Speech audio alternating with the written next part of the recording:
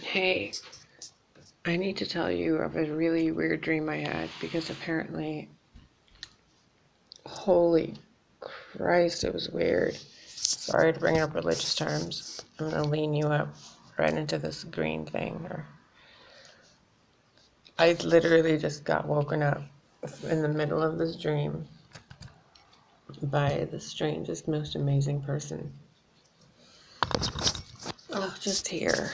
I don't even know what I'm doing right now. Just fidgeting. Oh, whatever. So, the dream took place in the year 2029. No, 2049. Wait, 20 years ahead of 2017 to 2019. I was in the dream for 2 years. There was something that happened in 2017 and 2019. There was an asteroid. And I was on this asteroid that had a station or something in it. It was like the relics of an old planet, like an old Stonehenge that had broken off and become an asteroid. And this place had a gate on it, like a bunker with next to a old Stonehenge type thing. And there was a house that was built next to it, very Tony Stark kind of house. And in 2019, these people that were building like the station on there to monitor what was going on, because there was apparently some strange readings that would come off the stones there. So a thing exploded, like it was a microwave. It looked like a microwave, but when it exploded, it made this high-pitched sound, and all of it kablooied. Half the asteroid blew off, and this gate opened, like this interdimensional doorway, and this old, ancient, like, holy shit, this thing was old. You think going back, a billion years was old. No, this thing was beyond old. And I don't mean with wrinkles, I mean like it was just, in the dream, it was so old, it gave me a sense of time, which is how I managed to remember all of this. And this thing made me aware that I'm my own grandfather. No, that I'm my mother's grandfather. And it came into the world and caused massive amounts of destruction as soon as it opened the gate and walked through. It started ripping planets apart, destroying asteroids, pulling everything gravitationally, and decaying everything with this power of time. Everybody on the planet started dying, like slowly but surely. Everybody was fading and dying away, and then those that could took off from the planet and lived somewhere else. And then I got taken out. Like, I got stuck in this ship, but I was in between, like, the time disturbance, so I was seeing it, but unaffected by it, but unable to move. It was like a stasis. So 20 years went by, and it became 2039. From 2019, so 10 years, 2039. And the stasis dropped me, and I was back in that building again. What was left of it. So I spent a few years sitting there, like doing my own, like making the place livable, using what currency I had left, and apparently there were still, like, I was making paper things out of it. I was attempting to cook and eat food, but there was nothing there, and apparently I didn't need to eat. I had developed these strange abilities of moving through time, like you're walking ahead, but instead of walking, you're just kind of blinking as if the film you're watching skips. It's still like 10 seconds for you to walk from here to there, right? But you skip every 3 seconds or something. It was so strange and so vivid. And I was sitting there with who my mother is in that time. She had survived as something. Or this woman that knows she was a future version of my mom that I have now. So this, I guess she would be in that time by like 22, 23. Because everybody I knew on the planet just deteriorated and imploded in 2019. And, oh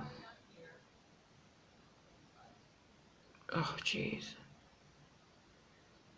And this woman was taking care of children. I don't remember how many of them, but there were a few of them, and they were like horribly ill-behaved children. And she was taking care of them because there weren't many children being born. And she was like a caretaker for a lot of them. Which is very strange because my mother now has raised many children, like 4 of her own, her grandbaby, and everybody else's children that she's known, she's helped raise them, which is how I managed to learn how to take care of so many children and like midwifing and amazing things. In the stream, she was much less stressed out than she is now, which was great. So she was with the same version of my dad, but he was also younger and different. And they were living on this asteroid that was spinning where the Earth was, kind of. So then, like where the Earth was now, there were just remnants and shattered planets that were hovering over this core of the planet that was like made out of crystals. It was really beautiful. Beautiful and terrifying at the same time. Like, you look down and there's just space and light. You look up, there's space and light. And in between, there's like these remnants of an old planet that you can like fly across and connect like links and chains. It was strange. And she was taking care of these babies, raising them so that they could, be the next generation of people that bring children. And she wasn't the only one. There were like other places in the galaxy that were doing this. And there was what was this? It was like a computer program. A lot of conversations happened that were just frivolous. I mean, I literally was there for at least 2 to 3 years of an actual life there. A lot of experiences, a lot of chatter, a lot of eating, a lot of going to the bathroom, a lot of living life. I lived a life there. I don't know how else to explain it. The children were annoying. I was trying to teach them manners and wisdom and get them to be common sense kind of children. And every time I would ask them what happened, they wouldn't tell me. So I told them, I would be like, this is what I remember, what happened afterwards. And they're like, nothing, what you see happened, everything was wiped out. So I went back to the asteroid place that was apparently my home, this remnant of this station. And I entered this code in a program. And I asked the machine what happened in 2019. In January 2019. And the side panel of the ship opened. There was a lot of glass, and it opened, to reveal the stars. And there's a voice of this computerized female. Her voice kept going deeper and more machine-like, but then also back to, Cortana type of stuff. And she gave me this like commercial trailer version of what happened in 2019. And it was the most terrifying and beautiful sci-fi movie slash fantasy movie I've ever seen in my life.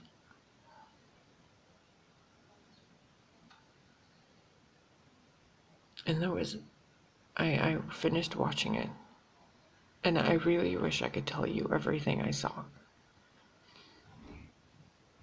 But it would just sound like every single movie we've ever seen. And every thing we have no idea about all at once. Space battle, laser, sound weapons, spaceships and asteroids and aliens and humans side by side, interdimensionals popping in and out and helping and other ones not helping, timelines being distorted, and this ancient dark power that had no care for anything. I mean, people alive or not alive were just turned into dust. They were nothing but stardust to it. Like, oh, and a battleship shows by, and this person would just look at it, and that entire mothership battleship disintegrated into sparkly, glittery stardust. Like hundreds and thousands of lives just gone with a glance. It was terrifying. But I didn't feel fear. I felt a sense of knowing, like, that being that being's gotta put back in the bottle. Like, it's gotta go, and nobody knew how to deal with it. I mean, how do you contain something that basically is time itself, but not in a good way? It's like the worst usage of time ever. And not as in you're watching TV, but as in like you're accelerating the molecular structure of another being's time, and their lifespan just goes poof, gone.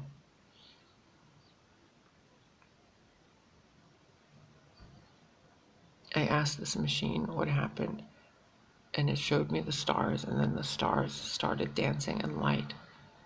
And in all the knowing, as she was talking, the knowing was playing in my mind as a movie, as a telepathic movie.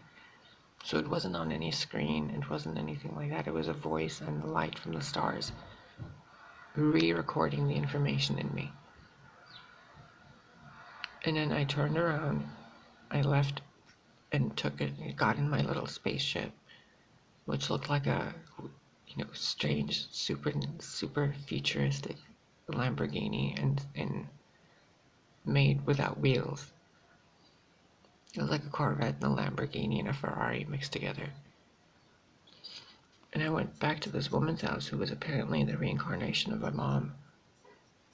I'm like, what is all this about? How do we fix this? And she's like, you know, don't you? You saw it. They talked to you. I'm like, yeah, but it doesn't make sense. What happened in 27 or 2019 that did all this? She's like, people just gave up. They just gave up and forgot that they had light. And she turned around, and behind her there was a baby sleeping wrapped up in a blanket. And apparently this baby also had something to do. In a good way. I asked if they needed any help, and they said that there's nothing anybody can do to help. That this is just the fate of the way things are going to go. And I thought, no, that's not acceptable one bit. You seem very, depressed, and that's not okay. I'm like, yeah, this terrible stuff happened, and, there still should be something to do. And she turned around and showed me her back, and she's like, no. And on her back, there was this, like, scratches and scars on it. And she was covered in these white blankets, and the future version of my dad was there too. And I left the room, just, I'm like, okay, I'll go figure it out on my own. I left the room and I looked at all the things they had on the walls.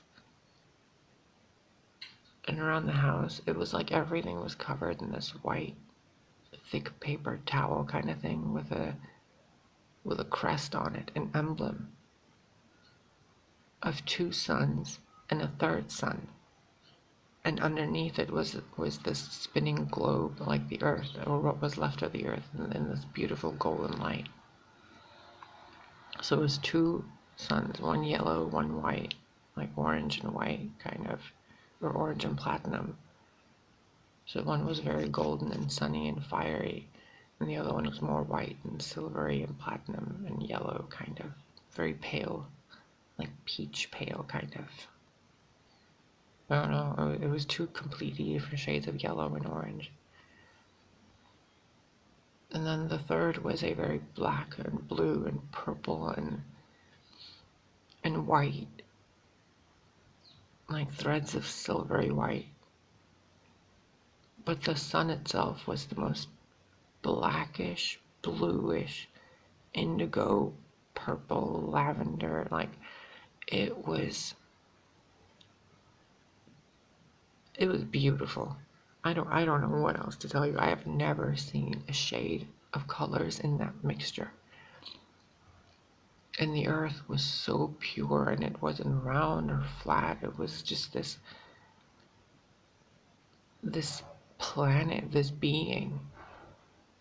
Like, and the world was on her back, and she had her legs and hands in a fetal position, and her head tucked in between her hands, pointed to her bosom. And all of life was occurring on her back. It was the crest of the family or something, or the world. It was more like the world, like that was the new flag of life. Oh my God, it was amazing. And they would wrap their keys in it, they would wrap their portraits in it every night when they slept. This like technology, imagine you have a technological butler that does everything at once. Like, you push a button, all the windows in your house close, or all the doors close, or all the carpets roll themselves out. When they slept and pushed a button, everything was covered by these things, and then sealed in so that they wouldn't fly off. So like this gravitational pull would yank everything to the wall, or the tables, and then this fabric would go over them and lock them in, like air seal them in. And they did that to themselves too, and they slept, like immediate sleep chamber basically. And I walked out of there, and the children were still running around. They were avoiding sleeping. And I looked at all of them, and they just kind of turned around and went back to bed. They're like, okay, fine. And I went back to my little hover asteroid ship thing. And I just sat there thinking, there has to be something to do. This can't be how I leave things here. And I was sitting there talking to myself about how I've been gone for 20 years, and I wake up here in this ridiculous world that's barely anything, and I'm just supposed to live my life like this. So I didn't obviously accept that fate for myself, and I pushed the button in the ship for the navigation and the AI that was there, the only friend I had basically. And I asked her where this event took place, like where was it that the rift happened? And she pointed it in my navigation system, and I hit go. And she's like, I highly advise that you do not go this way, and you turn around and you get somewhere safer. You do not want to go near the event horizon. It is unsafe for people of your natural makeup. And I thought, well, there's nothing natural left about me anymore, is there? I blink through time just by blinking.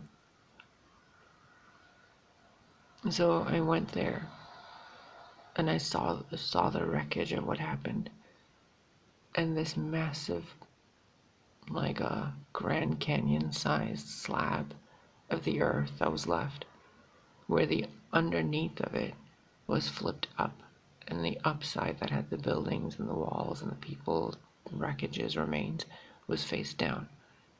So the inner earth became the upper earth became the inner earth, and it was tilted at a, let me show you the paper, hold on. It was like this, sideways. So that was now what was on top of, just down here. Like if this was a tree, it was like that. And I stood there, like in the ship, like around here, watching it. And that rift was right above it.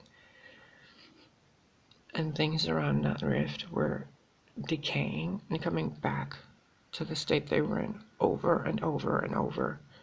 And all the people that had died and been disintegrated in that spot kept coming back and being disintegrated over and over and over, like a loop in time of the worst moment of their life, basically.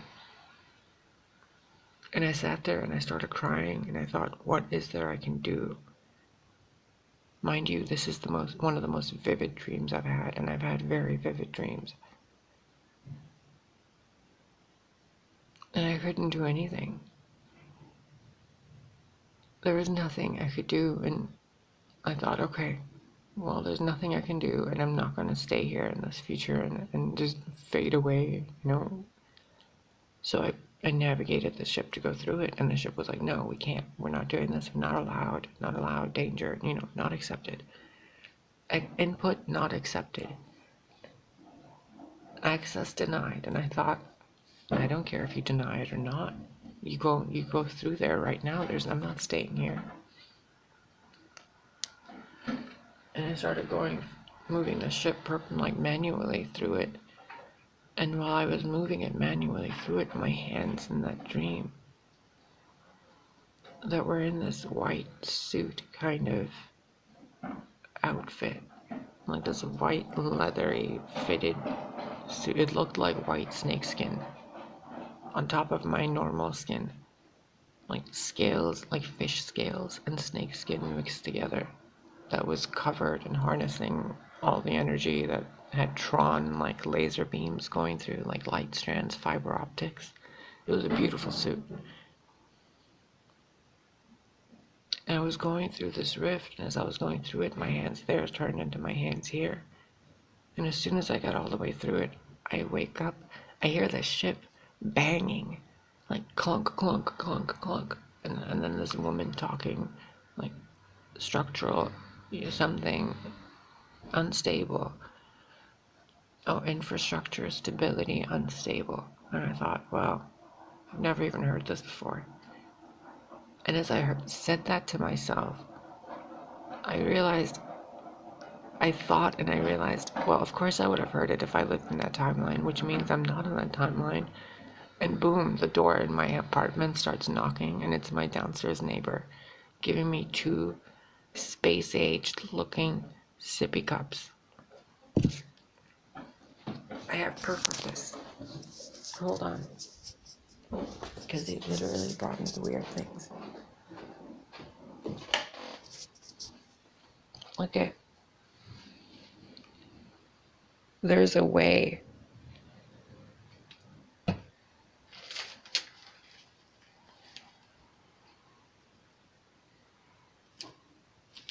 I mean, the weirdness, even this packaging, like 3 bags of tea, relax, calm, chamomile, tea vibe, and then another red and white card that was from someone completely different, from my fairy godmother.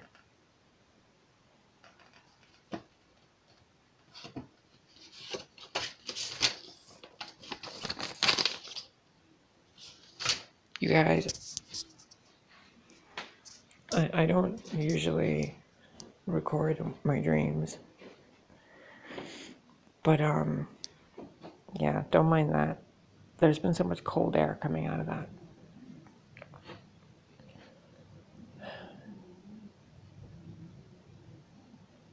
Wow. Anyway, I'm gonna go. This dream was really weird, and I have nothing else to say about it other than if I didn't tell you about it, it's not allowed for me not to tell you about it. Alright, I'm gonna go and make some coffee and brush my teeth and jeez. Bye.